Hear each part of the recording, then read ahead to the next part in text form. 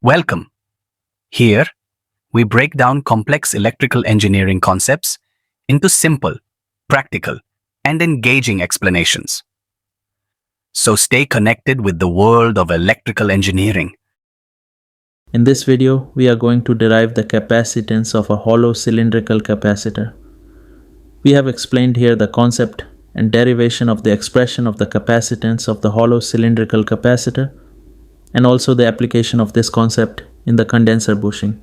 Actually, our next topic will be on the condenser bushing, but before discussing the detailed constructional details of the condenser bushing, we must recall our concept of the capacitance of a cylindrical capacitor, which is the main backbone of the condenser bushing.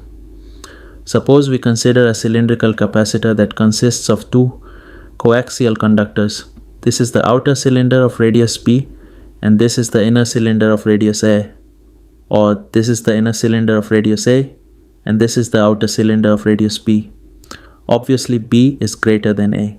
Now the space between these two conducting cylinders is filled with a dielectric medium. Let the permittivity of that dielectric medium be epsilon. The cylindrical capacitors are used in condenser bushings. That means capacitance graded bushings are used for uniform voltage distribution. How we will do that, we will explain step by step in our next video. In this video, let us derive the formula or expression. So C is the capacitance of the hollow cylindrical capacitor. We know that the key relation between voltage, charge, and capacitance is C equals Q divided by V, where Q is the charge and V is the potential difference between the two conducting layers of the capacitor. That is, the voltage difference between the inner conducting cylinder and the outer conducting cylinder. Now we will use Gauss's theorem to establish the formula. We know that the Gaussian surface is a coaxial cylinder of radius r and length L. Let r be an arbitrary radius which is not less than a but less than b. So as per Gauss's theorem, the electric field at a distance r multiplied by the total area surrounding the charge is equal to Q over epsilon. This is Gauss's law. Therefore, from this equation, we can write E equals Q divided by 2 pi epsilon LR. Now, what is the potential difference between radius A and B? It will obviously be the integration from A to B of E dr. That means V equals the integral from A to B of E dr equals Q over 2 pi epsilon L times the natural logarithm of B over A. Thus, we can write V equals Q over 2 pi epsilon L ln B dot A. By definition, we have already said that C equals Q divided by V. So substituting V, we get C equals Q divided by 2 pi epsilon L ln B divided by A equals 2 pi epsilon L divided by ln B divided by A. Now suppose there is a condenser bushing. In the condenser bushing, we wrap paper around the conductor or conducting rod, that is the main part of the bushing. Then we wrap an aluminum foil on it. Above the aluminum foil, again we wrap paper. Above the paper, again we wrap aluminum foil. In this way, we make a series of capacitors between the transformer tank and the terminal of the winding.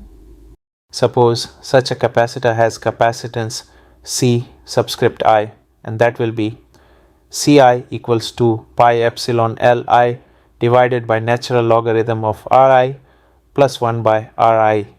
Here Li is the length of that capacitive cylinder, Ri plus 1 is the radius of the outer aluminum foil of that capacitive cylinder, and Ri is the radius of the inner aluminum foil of the capacitive cylinder.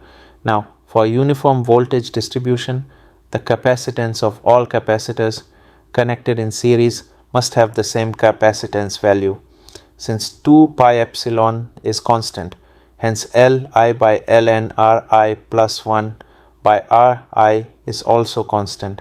So when this ratio, that is Ri plus 1 by Ri, which is the ratio of the radius of the outer foil to the inner foil of a cylindrical capacitor, increases, the length of that capacitor, that is Li, should also be increased to keep this ratio constant. If we move in the outer direction from the center of the conductor, we will find that the ratio of the radius of the outer foil to the inner foil of a capacitive cylinder decreases. Therefore, to keep the capacitance the same for all cylinders, we have to reduce the length of the cylindrical capacitor. That is why the inner foil is longer than the outer foil. That is why the length of the cylindrical capacitor is larger if we go towards the center of the conductor, and it will be shorter if we go to the outer side. Thank you. Got the idea why the outer layer of the foil is always smaller than the inner layer of the foil in a condenser-type transformer bushing?